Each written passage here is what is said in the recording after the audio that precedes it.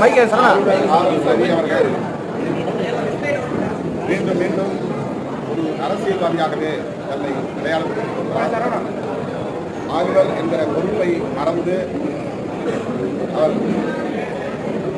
பேசுவதும் செயல்படுவதும் நீடிக்கிறது. தலித்துகளை வலதுசாரிகளின் பக்கம் கவர்வதற்காக குறிப்பாக RSS பிஜேபி தரப்பை நோக்கி ஈர்ப்பதற்காக அடிக்கடி அவர் தலித்துகளை பற்றி பேசுகிறார்.